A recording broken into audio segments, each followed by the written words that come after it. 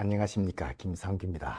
로마사 농구 42번째 시간입니다. 오늘은 술라의 계획과 그 실패에 대해서 공부해 보도록 하겠습니다. 지난 시간에는 대해서 분위기였습니다. 편지를 보냅니다. 그리고 사실은 술라의 공포정치가 앞으로 술라의 계획 동력을 잃기 위한 수단이었다, 이런 말씀을 드린 적이 있는데, 그 사회가 바짝 공포를 조성한 다음 아무도 술라한테 반기를 들 수 없는 분위기 속에서 술라는 계획을 주창하게 됩니다. 먼저 계획을 하려면 뭔가 공식적인 지위를 가져야 되지 않습니까? 그래서 그 당시에 그 플라쿠스라는 원로원 1인자 그분한테 편지를 보내가지고 독재관을 부활해야 되겠다.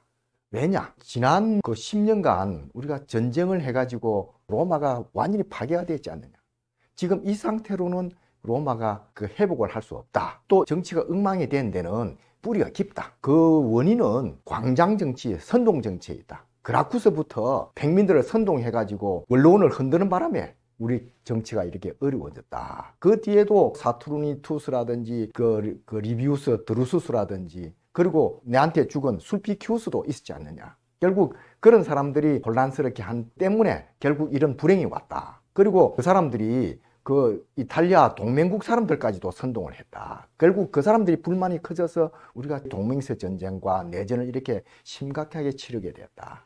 그래서 그 근원을 치유하려면 한두 군데 손봐야 될 게 아니다. 원로원이라든지 호민관이라든지 그 총독법정이라든지 이런 거 다 손봐야 된다. 그러니까 전면적인 헌법 개정이 필요한데, 그걸 이 사람 저 사람 의견을 다 들어가가지고는 언제 할지 모른다. 그래서 한 사람이 이걸 개혁해야 된다.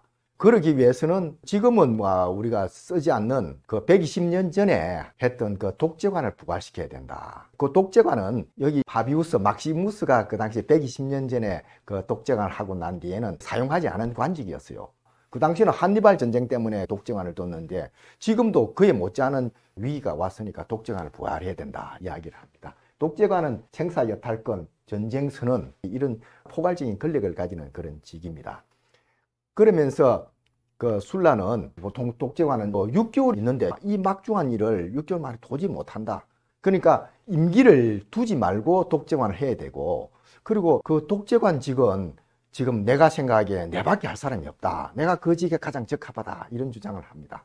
근데 그 당시는 술라의 눈길에 따라서 목이 날아가는 그런 공포 시대였기 때문에 플라쿠스는 그 말을 맹령으로 받아들여서 미네 이제 켄투리아의 것을 거쳐서 독재관에 임명을 합니다. 그 당시에 켄투리아에는 군인들이 술라 부하들이 다 했을 거 아닙니까? 우리로 따지면 옛날 전두환 대통령이 했던 통일적 국민회의나 마찬가지일 것 같습니다. 근데 키에베니가 마지막 공화주의자라는 평전을 술라의 굉장히 소위적으로 썼는데, 술라의 독재관은 목적에 맞게 한 선조들이 그 독재관에 부합한다, 이런 말을 했어요. 그 술라는 헌법을 개정한 후에 독재관 사임을 합니다. 그러니까 이게 전제적 권력이라 획득한다든지 세서방조 수립하는 이런 관계가 없었다. 그래서 마지막 공화주의라는 칭송을 한 것 같습니다. 그런데 마키아벨리도 술라 듣기 좋은 말을 합니다. 철저한 계획을 하려면 한 사람이 해야 된다. 1인이 계획을 해야 국가의 고질적 병폐라든지 근본적인 원인이 치유 가능하다. 그러면서 신중한 지성이 일어나면 왕국이나 공화국 건설을 위해 사용된 부당한 행위에 대해서 그 책망을 하지 않는다, 이런 말을 하는데, 요거는 사실은 로물루스를 두고 쓴 글입니다. 그런데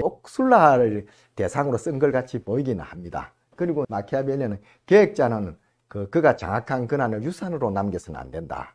인간은 선보다는 악으로 기울기 쉽기 때문에 후계자는 야심 때문에 권한을 남용할 가능성이 높다. 그래서 그 자리 자체를 물려줘서는 안 된다 주장을 했는데, 술라는 독재관에서 퇴임을 합니다. 그 자리를 후계자한테 물려주지 않았습니다. 그러니까 그 아까 키에베니가 말한 대로 마지막 공화주의자의 자격이 있다, 이렇게 말을 할 수도 있는데, 문제는 그 후에 카이사르가 시저가 정권을 장악하고 술라처럼 종신 독재관에 취임을 합니다. 술라는 물러났는데 이 사람 물러날 생각이 없는 독재관에 취임을 함으로써 공화정을 무너뜨리는 일을 하게 됩니다. 이제 술라의 계획 내용을 한번 보면 한마디로 귀족 체제 강화입니다.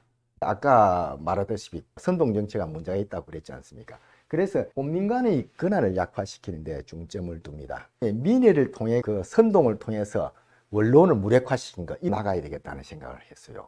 그리고 이탈리아 시민이 더 늘어났지 않습니까? 그러니까 민해가 더 힘이 세질 수 있고 또 원로원 중심으로 그 민해가 통제가 안 되니까 공민간이 그날 이걸 약화시켜야 되겠다 생각을 합니다. 그래서 네가 마음대로 법안 제출하지 마라. 원로원 승인하에 해라. 또 법안 거부권 이런 거 하지 마라. 거부권은 개인의 권리 보장 이런 데서만 행사해라. 그리고 고민간 하고 나서 다른 고위직으로 진출을 못하게 합니다. 그거는 우수 인력이 고민간에 못 들어오게 하기 위해서 그랬습니다. 신모 원리가 깔려 있는 거죠. 우수 인력이 들어오면 이놈들이 그 열심히 일을 해가지고 또 민해를 통해서 원로원을 흔들고 이런 게 생기니까 그걸 막아야 되겠다. 그런 생각으로 고민간 다른 정무직 진출까지 막아버립니다.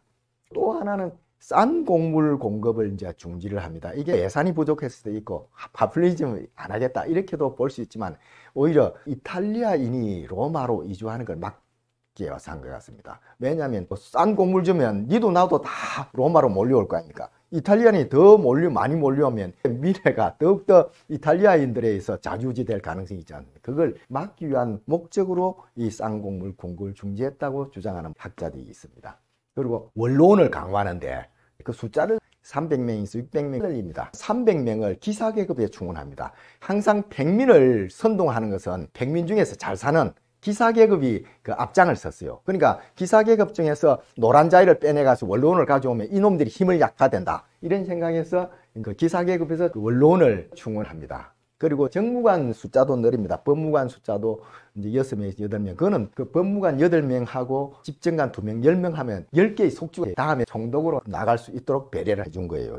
또 재무관을 이제 20명으로 늘리는데 재무관 때부터 끝나고 나면 원로원 의원이 될 수 있도록 해준 거예요. 20명이 한 30년 하면 600명이 되잖아요. 그러니까 재무관을 통해서 원로원을 충원하려고 그럽니다. 그리고 그 법무관 다음에 4년을 지나야 집정관이 된다든지 그 집정관 되려면 나이도 뭐 40이 넘어야 된다든지 이런 정무관 승진 요건을 정합니다. 그리고 네 번째는 법정계획인데 이게 순락한 계획 중에서 살아남는 거예요. 뭐냐면 민에서 인민재판하는 걸 폐지하고 7개 상설법정을 만듭니다. 그리고 인사와 행사를 나눈 최초의 계획이 바로 순락의 계획이다. 이런 평도 받습니다. 형사사건에는 법무관이 반드시 재판관에 들어갔는데 이제 민사사건은 법무관이 안 들어가고 배심원단에 맡겨두고 이런 정책을 취했다고 합니다. 또 하나 이것도 좋은 정책이라고 봐요.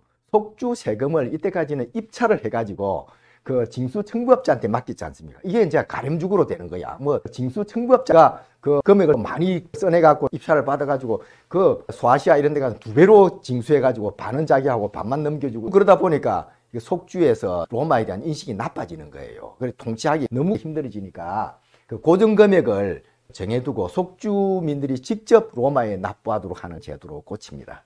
이제 요것도 징세청부업자가 누구만 기사계급에서 나오잖아요. 그러니까 기사계급의 경제적 기반을 약화시켰다 이렇게 보면 돼요. 그러니까 상당히 그 귀족을 강화하고 기사계급을 백민을 약화시키는 이런 신모원료가 깔린 게 술라의 계획이었다 보면 될 것 같습니다. 근데 이 성격을 보면 아까도 말씀드렸다시피 귀족 복고 정치라 보면 될 것 같습니다. 근데 로마 정치가 잘못된 것은 귀족의 무능은 그 문제가 안 되고 백민 때문이다. 백민들의 선동 이런 것 때문에 문제가 있다. 이런 전제가 깔려 있는 거예요. 이렇게 하다 보니까 백민 기사계급 때문에 권익이 제한돼요. 그 사람들이 정치적 배출구도 차단해버리고 그뿐만 아니라 로마 확대와 이탈리아인이 동등한 시민권을 가진 거 이걸 형식적으로는 받아들였지만은 내심으로는 받아들이지 못한 것 같습니다. 어쨌든 꼼수를 써가지고 이 사람들이 권한을 제약하는 노력이 정책에 반영되어 있는 거예요. 그러다 보니까 실제로 백민 기사계급 이탈리아 사람들이 전부 다 적으로 만드는 결과를 가져왔습니다. 적이 많으니까 이 계획이 오래 가기가 쉽지 않지 않습니까? 거기에다가 그 원로원을 정원했는데 문제가 뭐냐면 그 원래 귀족은 엘리트식이 시대잖아요. 그 우리나라도 지금 뭐 서울법대라든지 뭐 이런 사람들이 엘리트식이 약화돼서 문제였지 않습니까? 내 지식이나 지혜를 그 사회를 위해 쓰겠다 그런 이타심이 있어야 되는데 그런 그게 굉장히 약화되어 버린 거예요. 많이 가졌음에도 불구하고 더 가지려고 그러고 지밖에 모르고 이런 사람들이 늘어나 버린 겁니다. 그뿐만 아니라 숫자가 늘어다 보니까 토론도 잘 안 되고 아까도 말씀드렸듯이 원로원이 수준좌도 일어나 버려요. 돈만 있으면 들어올 수 있고 또 게다가 술라는 자기 부하들을 대거 원로원으로 입성을 시켰습니다. 그러다 보니까 원로원의 어떤 사회에 대한 책임감 이런 게 굉장히 약하다 보니까 근본적인 문제가 해결이 안 되는 겁니다. 사실은 그 당시에 궁극적인 잘못은 기족청에 있는 겁니다. 원래는 기족청의 리더십이 부족했기 때문에 문제가 생기는 건데 오히려 남 탓을 하는 그런 그 생각에 기반한 계획이 아니었나 생각을 가지게 됩니다. 그래서 술라 계획은 오래 갈 수가 없죠. 근데 그게 뭐 한번 제도를 고치나면 쉽게 사라지는 건 아닌데 민생이 어려워지면 그런 계기가 오게 됩니다. 그 당시는 해적이 창고를 했어요. 로마가 내분 때문에 해적이 창고를 하는 걸 막지를 못했습니다. 그래서 물류가 안 되니까 곡물가가 오르잖아요. 곡물가가 오르면 백민들이 고통을 겪게 되고, 그뿐만 아니라 싼 곡물 지원하는 제도도 없앴다 그러잖아요. 그러니까 백민들이 더 힘들죠. 또 호민관 힘을 약화시키니까 백민들이 정치적 배출구도 없고, 그러니까 저절로 폭동으로 비화됩니다. 즉 BC 75년도에 술라가 죽고 나서 3년 정도 뒤에 폭동이 일어납니다. 그때부터 양보가 시작이 되는데 또 그 당시에 스파르타쿠스 노예 반란도 일어나는 그런 시기입니다. 그러니까 나름대로 귀족 독재정의 한계를 노정하고 있었다를 보면 될 것 같습니다. 그래서 10년 내에 대부분의 계획이 철폐가 되는데 그 호민관이 다른 정부간 진출을 허용해 주는 게 BC 75년 이루어지고, BC 73년도 쌍곡물 공급을 재개를 합니다. 왜냐하면 백민 어려우니까 복지를 하지 않으면 안 될 거 아닙니까? 그리고 BC 70년도에는 그 호민간의 과거의 권한을 다 돌려줍니다. 뭐 법률안 제한권이라든지 거부권이가 다 돌려주는데, 이거 한 사람이 누구냐? 술라의 측근들이었습니다. 크라수스와 폼페이우스가 집정만 할 때 이런 술라의 계획 조치를 다 취소해버립니다. 누굴 탓할 것도 없죠. 술라는 이런 걸 안 보고 죽은 게 다행이죠. 왜 술라가 실패했느냐를 따져보면 공화정에 대한 잘못된 진단을 한 것 같아요. 아까도 말씀드렸다시피 정치 방향의 많은 책임이 무능한 귀족층에 있다고 봐야 됩니다. 옛날 리비우스 드루수스가 동맹신전 전쟁이 일어나기 전에 로마 시민권 동맹과 주자고 그랬지 않습니까? 그거를 조치를 해내지 못한 것 때문에 동맹국 전쟁이 일어나지 않습니까? 그러니까 귀족층이 로마를 잘못 인도해 간 거예요. 그런 데에 대해서 문제를 삼지 않고 오히려 그 사람들의 이익만을 위해서 계획이 이루어졌으니 제대로 된 계획이 될 수가 없다. 호민관이 힘을 약화시키니까 그 헌법은 아까도 말씀드린 민주주의를 탄압한 우리 유신헌 법 이런 거와 비슷했지 않나 생각도 듭니다. 그리고 술라는 자기 편에는 한없이 너그러웠고 적에게는 더없이 가혹한 사람이었다 생각됩니다. 정적한테는 생명과 재산 박탈하고 그 자손들한테까지 공직 취임을 금지하고 이랬는데 또 지지자들은 부자로 만들어줬지 않습니까? 너무 편중된 정책을 했다. 그뿐만 아니라 그 미트라다테스 전쟁에서 패한 루키우스 무레나는 자기 그 신복이 있는데 이 사람 전쟁이 졌어요. 전쟁이 져서 문책을 해야 되는데 문책도 안 하고 개선식을 허용해주는 도저히 사례에 맞지 않은 인사정책을 하기도 합니다. 그래서 술라는 공동체 전체가 다 잘 사는 언론이나 리크루스코스 같은 계획을 하지를 못했다. 그러다 보니까 오래 못 간 거죠. 그럼에도 불구하고 테오도로 몬제는 이게 술라 책임만으로 돌릴 수 없는 거 아니냐, 이거 귀족 집단 전체의 무능 아니냐, 이런 주장을 하는데, 물론 몬제는 말도 상당히 일리 있어요. 윤 전 대통령이 계엄하고 쫓겨났는데 대통령만 책임이 있는 거 아니잖아요. 옆에서 아무도 조언하고 잘못됐다고 지적한 사람도 없고 그냥 시키는 대로 따라하던 그 당은 뭡니까? 그러니까 그 다 같은 책임을 져야 된다, 이런 주장을 상당히 일리 있는 거라고 생각됩니다. 그리고 술라를 보면 그 삼국지연의에 이제 이런 시가 느껴집니다. 양신이란 명나라 때 이제 시인이 쓴 건데, 도도하게 동으로 흘러가는 장강이여 하얀 물보라에 옛 영웅호굴이 다 쓸려갔구나. 12도 성패도 고개 한번 돌리니 공허해지고 푸른 산은 옛날 그대로인데 저녁노름 몇 번이나 또 불었던 거. 그러니까 피바람 나게 싸워봤자 청산은 그대로 있더라. 그 다 의미 없는 거다 하는 걸 느끼게 합니다. 술라를 보면서 영웅호굴이라는 것도 한순간일 뿐이구나. 술라가 계획을 했지만은 금방 다 사라졌지 않습니까?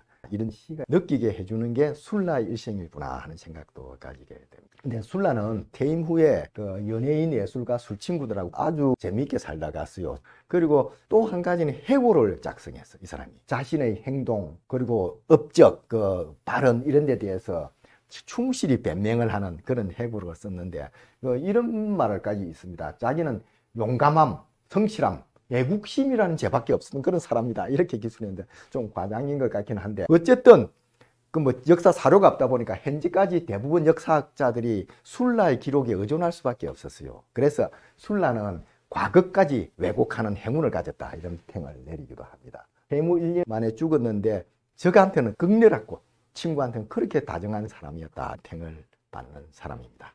근데 술라는 전두환 전 대통령과 굉장히 비슷한 점이 많았어요. 뭐 집권할 때 피를 많이 흘렸지 않습니까? 공포 정치도 하고. 그 전두환 대통령도 광주 사태라는 피바람을 부르고 그 집권을 했고, 또 독재자였고, 새로운 헌법을 수립을 했습니다. 그리고 스스로 퇴임한 업적이 있는데, 술라 헌법은 호민관 건헌할 때는 10년 내에 구헌법으로 회기를 하는데, 전 대통령 때 87 헌법은 38년간 9명의 대통령을 배출하는 역할을 합니다. 차이가 뭔지 생각해보니 술라 헌법은 여러 정파의 의견을 수렴하지 못한 독단적 결정이었는데, 전두환 당시 헌법은 국회에서 여야 합의로 이루어지다 보니까 각 정파의 의견이 다 반영된 거죠. 그리고 국민투표까지 했는데 그 78.2%가 투표를 해서 3.1% 동의로 됩니다.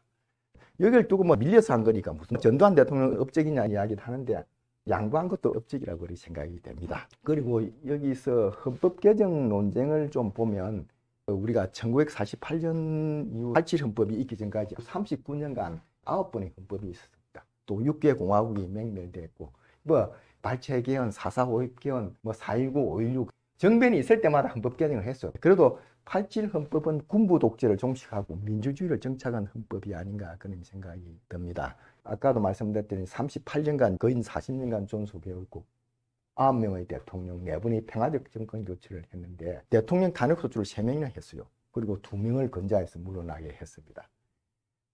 그러니까 민주주의를 완전히 정착시킨 헌법이라고 봐야 됩니다. 그리고 뭐 87년 이후 개헌 논의가 많았지만 선거에 이기기 위한 전략으로 많이 제한됐지 않느냐 생각이 들고, 지난 대선에도 탄핵 정국의 물타기용으로 많이 거론됐지 않나 비난도 있습니다. 그리고 주로 4년 연임 대통령하고 내각제, 이게 이제 단골 메뉴가 되고 있었지 않나 생각이 듭니다. 근데 87헌법 오해인데 그 첫째가 단임제 때문에 조기 레임덕이 온다 이야기 했는데 저는 동의를 하기 힘들어요. 5년 못 채운 대통령이 벌써 2명이나 나왔지 않습니까? 근자야, 박근혜 대통령, 윤석열도 있는데, 또 그 일본 이런 데 내각제 하는 데는 1년 못 채운 그 총리가 굉장히 많습니다. 그걸 비하면 단임제라는 게 나름대로 전국의 안정을 가지고 있는데 큰 역할을 하고 있다는 생각이 들고, 또 하나는 단임제가 독재와 포퓰리즘을 예방하는 역할을 합니다. 왜 단임을 했느냐? 그 옛날 연임한 대통령 때문에 독재가 되던 경험에서 나온 겁니다. 그 지혜입니다. 그리고 5년 했기 때문에 여야 정권도 교체될 수 있지 않나 생각이 들고, 지금도 연임할 수 있는 많은 지자체 단체장들이 당선되자마자 연임을 위한 준비를 합니다. 그러니까 오히려 파퓰리즘 이런 건 더 심해지는 거라. 우리도 대통령 연임을 하면 더 심해질 거 아니냐 그런 생각이 듭니다. 그리고 대통령은 무소불위 권한을 가지고 있다. 이것도 심하다고 생각돼요. 왜냐하면 우리 2명의 대통령이 탄핵 소추로 파면됐는데 대통령이 어디 무소불위 권한을 갖고 있습니까? 오히려 무소불위 신화라는 것은 없는 권한을 행사하려다 보니까 생긴 거예요. 그 주변 사람들이 주변 사람들이 권한을 양보하고 이런 것 때문에 대통령이 무소불위처럼 보여서 그렇지, 실제로는 연약한 권력이다. 장관들 전부 다 인사청문회 해야 되고 차관들은 밑에서 공무원 중에 선발하지 않습니까? 대통령의 권한이 그렇게 강하지 않아요. 우리나라만큼 역관제가 잘 안 된 나라도 드뭅니다. 그래서 무소불위 권한 이런 거는 사실이 아니다. 오히려 우리나라는 역관제 이런 걸 제대로 해야 책임 정치가 가능해지지 않느냐. 그런 의미에서 지금 산하기관장 이런 거는 대통령하고 임기를 맞춰주는 게 옳습니다. 산하기관장, 그 정부를 움직이는 손발이라고 할 수 있는데 대통령이 바뀌었는데도 옛날 유명한 사람 계속 그대로 있다면 책임 정치하고 괴리가 있는 거 아니냐 생각이 들고, 또 내각제는 그게 그 로마의 원론 같은 귀족주의로 파벌 정치가 될 우리가 많겠다. 그리고 대통령 선거만큼 공정한 선거가 없어요. 국회의원 선거는 공천이라는 게 작용하지 않습니까? 영호남이 완전히 공천만 하면 되기 때문에 그런 째서 뽑혀온 사람들 아닙니까? 그 사람들로 우리나라 모든 국정을 맡기가 되겠습니까? 그러니까 대통령제라는 견제 장치가 있는 게 옳은 거 아니냐 이런 생각을 하게 됩니다. 그래서 다시 한번 우리 87 헌법의 우리 고마움을 느끼고 이걸 잘 지켜가는 게 더 중요한 거 아닌가 하는 말씀을 드리면서 오늘 강의를 마치겠습니다.